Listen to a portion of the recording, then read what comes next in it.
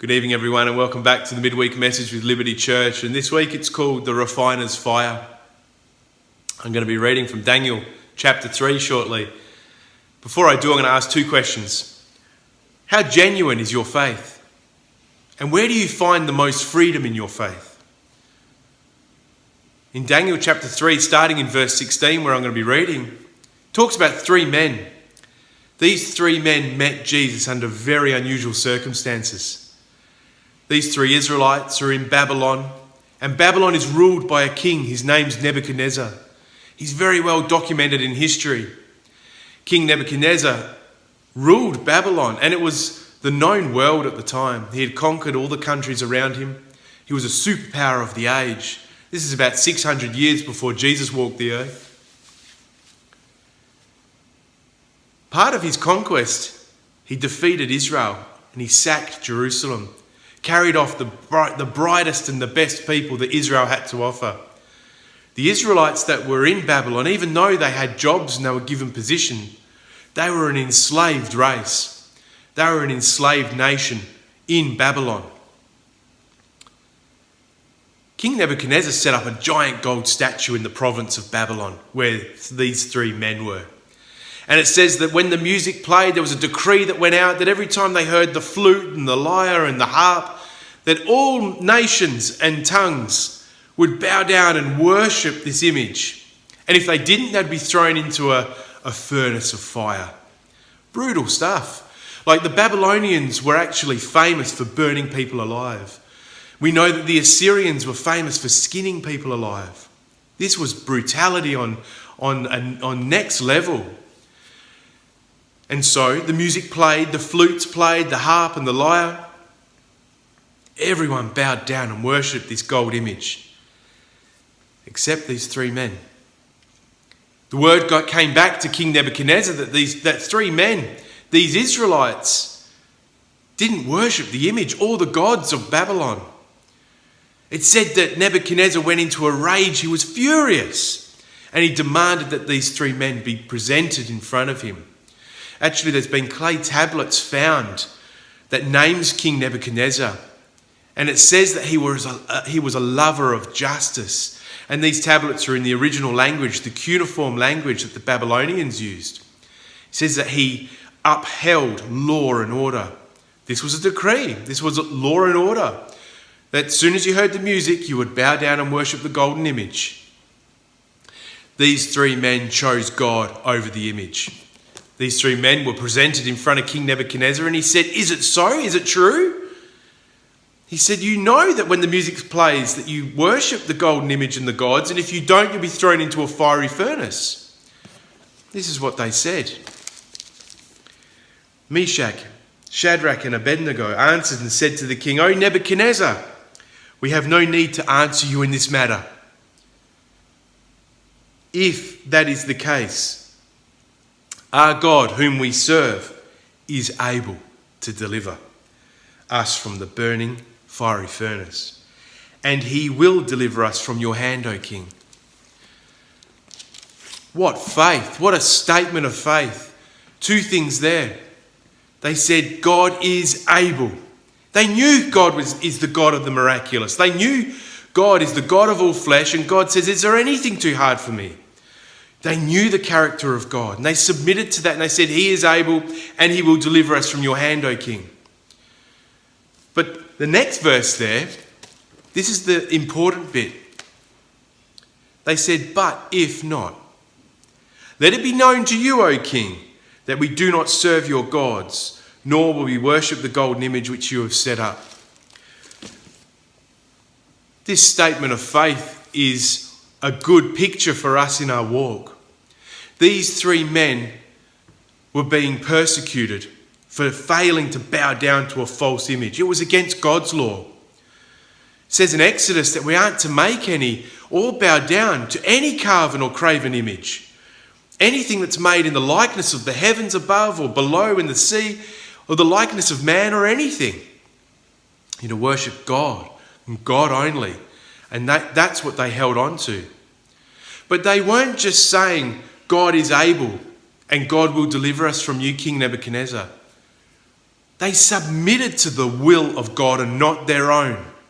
See, in Job says, even though he slay me, I will still trust in him.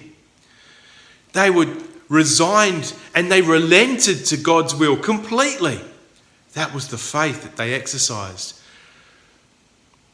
In Matthew 10:19, Jesus says, even though you are brought up to be persecuted, even though you are brought forward to be persecuted, I'm paraphrasing here, it says that don't worry what you're going to say, because the Spirit of the Father, the Holy Spirit, will give you the words.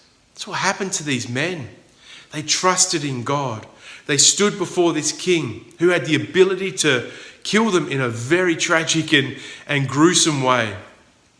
And they declared the Lord and said, but if not, we won't serve your gods or bow down to your golden image.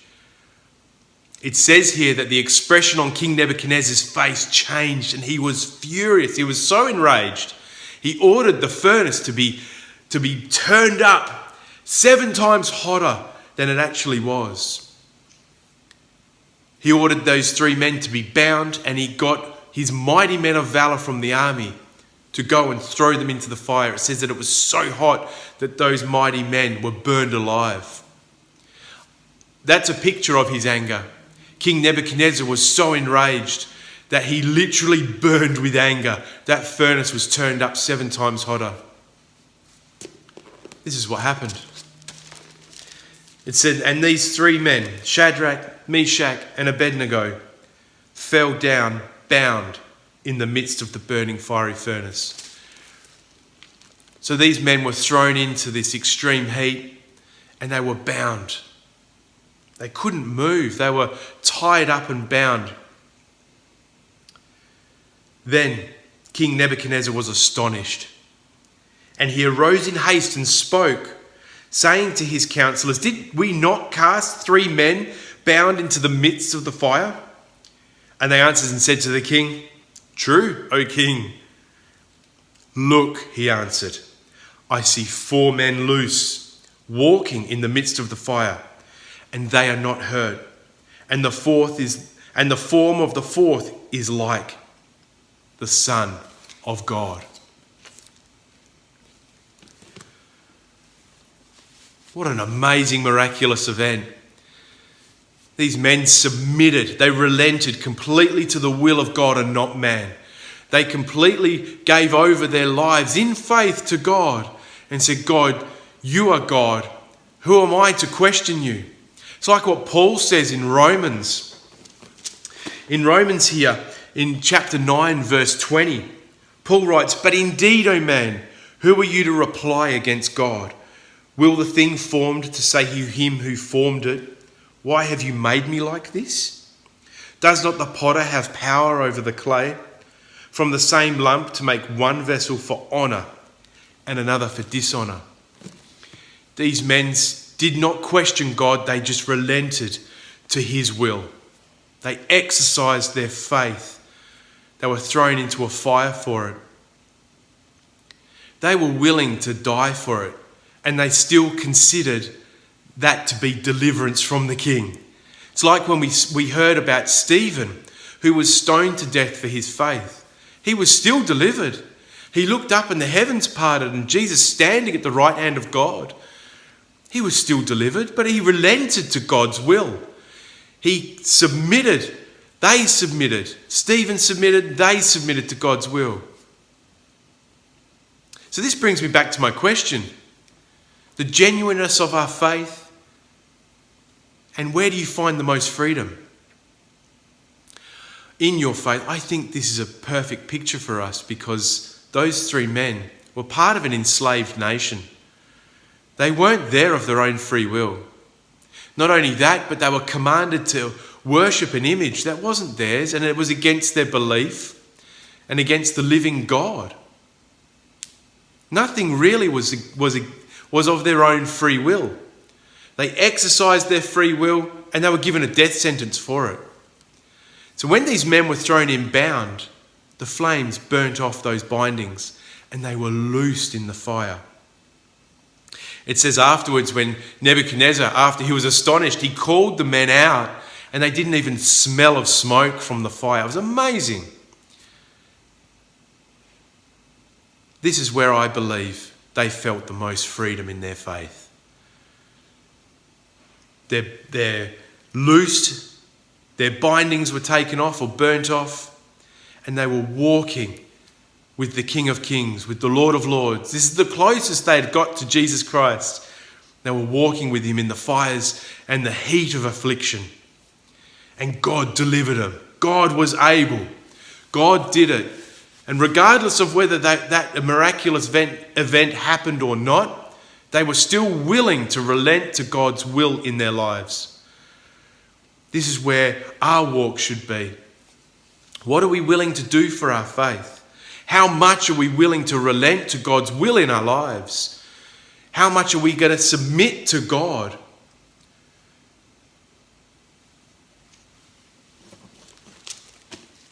In 1 Peter chapter 1 verse 7, it says that the genuineness of your faith, being much more precious than gold that perishes, though it be tested by fire, may be found to praise, honour, and glory at the revelation of Jesus Christ.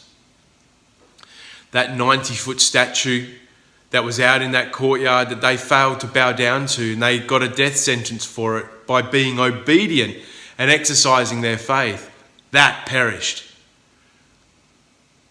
They went into the fires of affliction. Jesus met them. Jesus was with them, just like he was when he stood with Stephen. Jesus was there in the midst of it. It says, where 2 or 3 are gathered, there I am. This is the Son of God in the fires with us. It says here that though it be tested by fire, you may be able to praise, honour and glory at the revealing of Jesus Christ.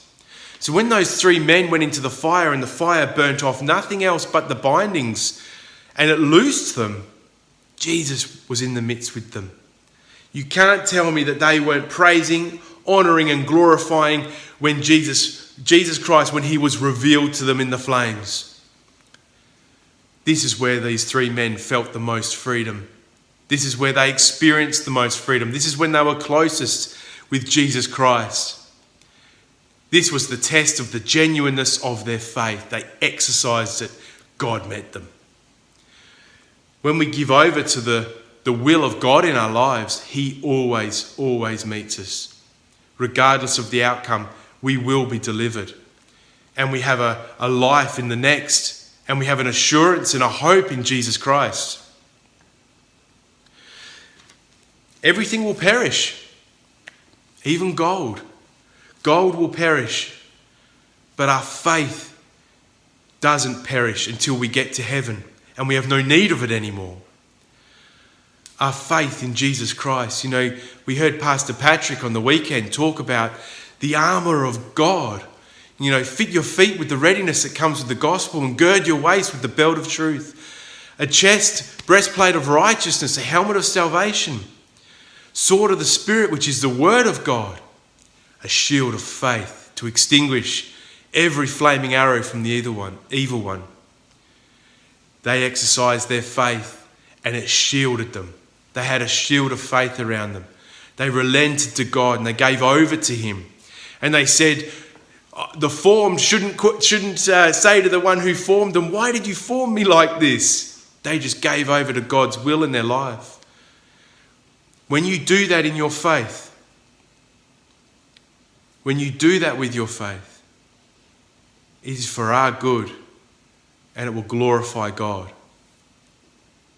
That's the encouragement I want to give this week. That even in the fire and the heat of affliction, our faith is exercised. That's where we experience the most freedom. That's where we're loosed. That's where Jesus is in the midst of it. So be blessed. We'll see you Sunday back at Mungret at 10:30. Looking forward to getting back into the church. The midweek messages will continue every Wednesday, and we look forward to seeing you then. Be blessed and have a great rest of the week. God bless.